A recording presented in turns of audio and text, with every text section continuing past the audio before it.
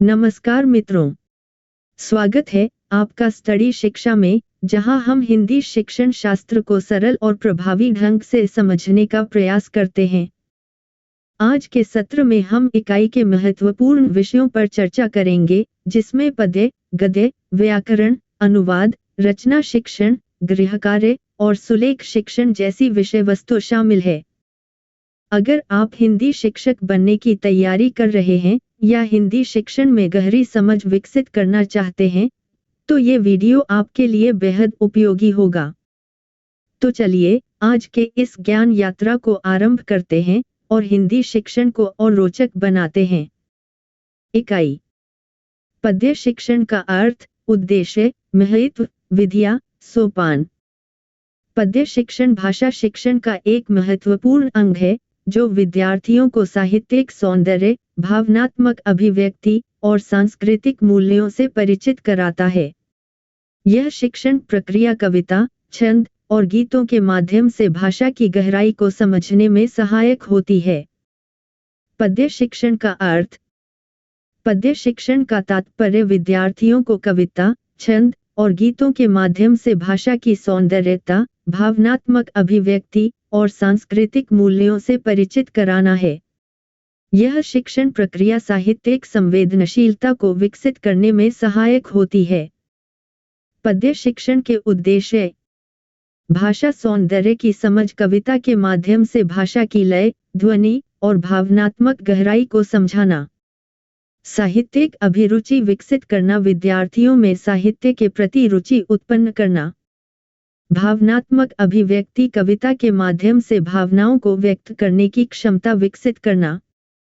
सांस्कृतिक जागरूकता, विभिन्न कालों की कविताओं के माध्यम से सांस्कृतिक और ऐतिहासिक परिप्रेक्ष्य को समझाना। सृजनात्मकता को बढ़ावा देना, विद्यार्थियों को स्वयं कविता लिखने और रचनात्मक अभिव्यक्ति के लिए प्रेरित करना। पद्य शिक्षण का महत्व। भाषा कौशल का विकास, कविता के माध्यम से उच्चारण, शब्दावली और व्याकरण की समझ बढ़ती है।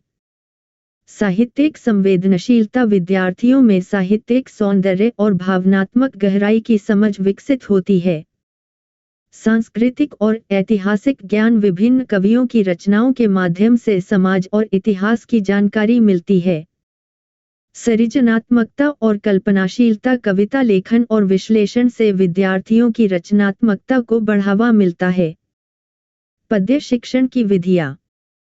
पाठ्य विधि, कविता का पाठ करके उसकी व्याख्या करना। संगीतात्मक विधि, कविता को गाकर या लयबद्ध रूप में प्रस्तुत करना। नाट्य विधि, कविता को अभिनय के माध्यम से प्रस्तुत करना। चर्चा विधि, कविता के भावार्थ और संदर्भ पर समूह चर्चा करना। सृजनात्मक लेखन, विद्यार्थियों को स्वयं कविता लिखने के लिए प्रेरित करना। पद्य शिक्षण के सोपान। परिचयात्मक चरण, कविता का संक्षिप्त परिचय और कवि की जानकारी देना। पाठ्य चरण, कविता का पाठ और उच्चारण पर ध्यान देना। विश्लेषणात्मक चरण, कविता के भावार्थ, छंद, अलंकार और भाषा शैली का विश्लेषण करना। सृजनात्मक चरण, विद्यार्थियों को कविता लिखने और प्रस्तुत करने के लिए प्रेरित करना। गद्य शिक्षण का अर्थ, उद्देश्य, महत्व, विधियां, सोपान। गद्य शिक्षण भाषा शिक्षण का एक महत्वपूर्ण अंग है, जो विद्यार्थियों को गद्य साहित्य की विभिन्न विधाओं को समझने, विश्लेषण करने और प्रभावी रूप से व्यक्त करने में सहायता करता है। गद्य शिक्षण का अर्थ।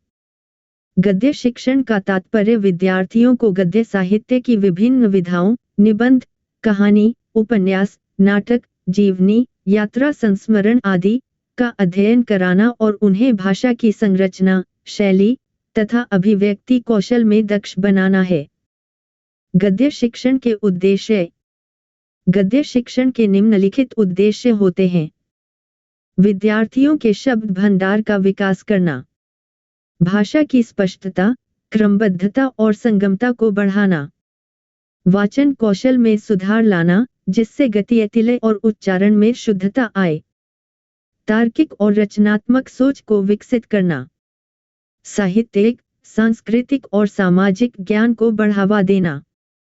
विद्यार्थियों को गद्य की विभिन्न शैलियों से परिचित कराना।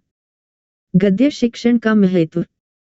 गद्य शिक्षण भाषा शिक्षण में अत्यंत महत्वपूर्ण भूमिका निभाता है, क्योंकि यह विद्यार्थियों को भाषा की संरचना, व्याकरण और विचार अभिव्यक्ति में दक्ष बनाता है। गद्य साहित्य में लेखक स्वतंत्र रूप से अपने विचार प्रस्तुत करता है, जिससे विद्यार्थियों को भाषा के विविध प्रयोगों को समझने का अवसर मिलता है। गद्य शिक्षण की विधियां। गद्य शिक्षण के लिए विभिन्न विधियां अपनाई जाती हैं। कथात्मक विधि कहानी या प्रसंग के माध्यम से शिक्षण। पूर्व ज्ञान विधि पाठ से पहले विद्यार्थियों के ज्ञान का आकलन। प्रस्तुतीकरण विधि पाठ को छोटे छोटे भागों में विभाजित कर प्रस्तुत करना। आदर्श वाचन विधि शिक्षक द्वारा प्रभावी वाचन। अनुकरण वाचन विधि विद्यार्थियों द्वारा वाचन अभ्यास। मौन वाचन विधि विद्यार्थियों को पाठ को स्वयं पढ़ने और समझने का अवसर देना। बोध प्रश्न विधि पाठ की समझ को परखने के लिए प्रश्न पूछना। पुनरावृत्ति विधि पाठ के मुख्य बिंदुओं को दोहराना। गद्य शिक्षण के सोपान। गद्य शिक्षण के सोपान विद्यार्थियों को व्यवस्थित रूप से भाषा सीखने में सहायता करते हैं। पूर्व ज्ञान पाठ से पहले विद्यार्थियों की जानकारी का आकलन। प्रस्तावना पाठ के उद्देश्य को स्पष्ट करना। उद्देश्य कथन पाठ के मुख्य उद्देश्यों को विद्यार्थियों के सामने रखना। प्रस्तुतीकरण पाठ को चरणबद्ध तरीके से प्रस्तुत करना। आदर्श वाचन शिक्षक द्वारा प्रभावी वाचन। अनुकरण वाचन विद्यार्थियों द्वारा वाचन अभ्यास। मौन वाचन विद्यार्थियों को पाठ को स्वयं पढ़ने और समझने का अवसर देना। बोध प्रश्न पाठ की समझ को परखने के लिए प्रश्न पूछना। पुनरावृत्ति पाठ के मुख्य बिंदुओं को दोहराना। गद्य शिक्षण भाषा शिक्षण का एक महत्वपूर्ण पहलू है, जो विद्यार्थियों को भाषा की गहराई और विविधता को समझने में सहायता करता है। व्याकरण शिक्षण का अर्थ, उद्देश्य, महत्व, विधियां, सोपान। व्याकरण शिक्षण भाषा शिक्षण का एक महत्वपूर्ण अंग है, जो भाषा की संरचना, नियमों और शुद्धता को समझने और सिखाने पर केंद्रित होता है। यह भाषा को व्यवस्थित रूप से सीखने और प्रयोग करने में सहायक होता है। व्याकरण शिक्षण का अर्थ। व्याकरण शिक्षण का तात्पर्य भाषा के नियमों को व्यवस्थित रूप से सिखाने की प्रक्रिया से है। यह भाषा के शुद्ध प्रयोग, स्पष्टता और संप्रेषणीयता को सुनिश्चित करता है। व्याकरण शिक्षण के उद्देश्य। भाषा की शुद्धता, शुद्ध और स्पष्ट भाषा प्रयोग को बढ़ावा देना। संचार कौशल में सुधार, सही वाक्य संरचना और शब्द प्रयोग को विकसित करना।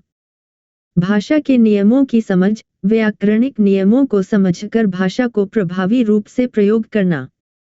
सृजनात्मक लेखन में सहायता, लेखन कौशल को विकसित करना और भाषा की अभिव्यक्ति को समृद्ध करना।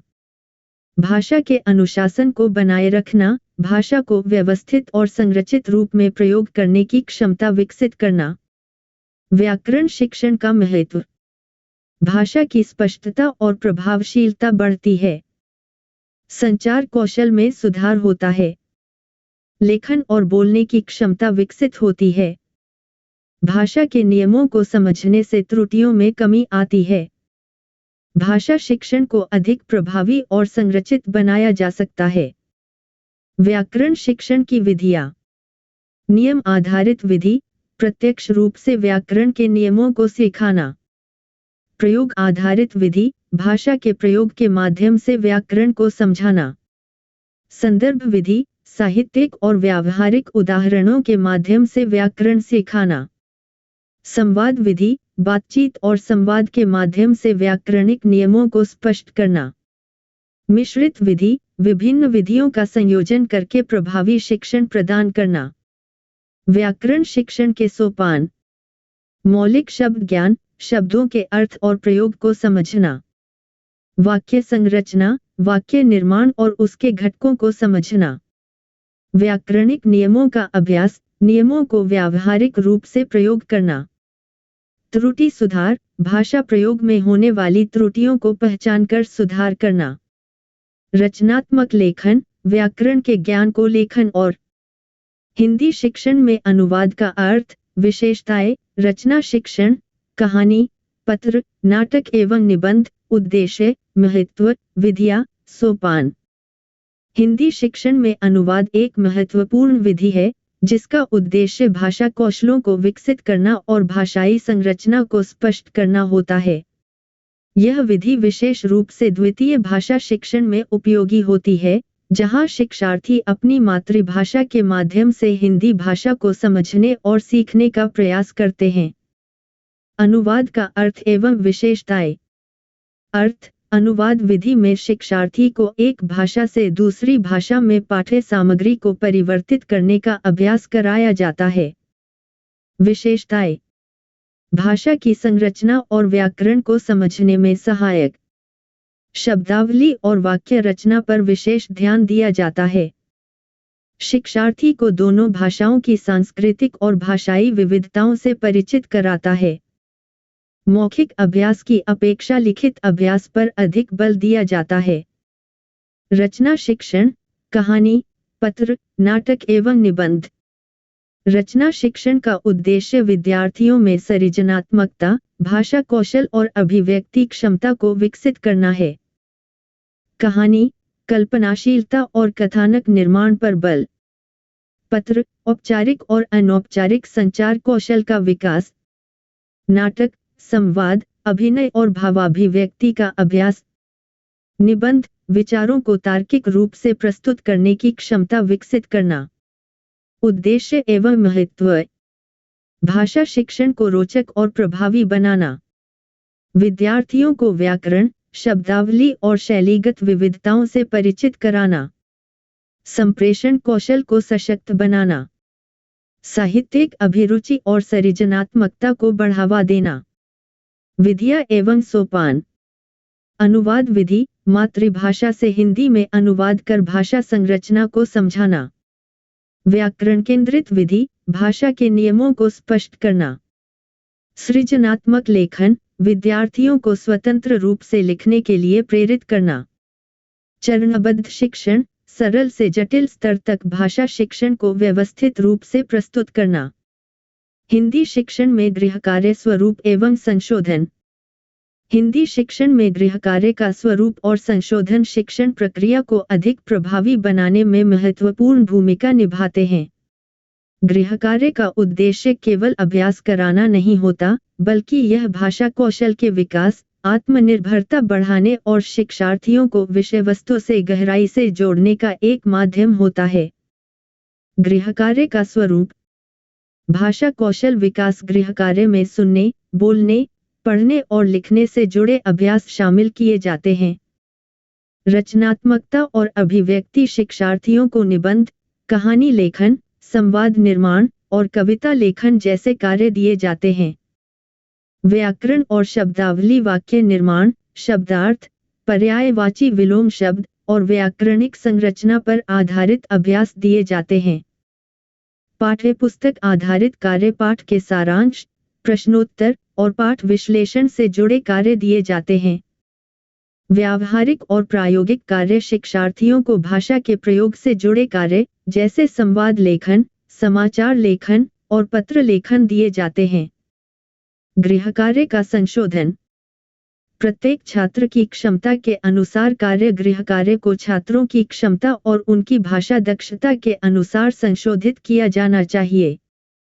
सकारात्मक प्रतिक्रिया: शिक्षकों को गृहकार्य की समीक्षा करते समय छात्रों को रचनात्मक सुझाव देने चाहिए। तकनीकी संसाधनों का उपयोग: डिजिटल प्लेटफॉर्म, ऑडियो वीडियो सामग्री और इंटरैक्टिव अभ्यासों को गृहकार्य में शामिल किया जा सकता है। सहयोगी शिक्षण: गृहकार्य को समूह गतिविधियों और सहपाठियों के साथ चर्चा के रूप में भी दिया जा सकता है।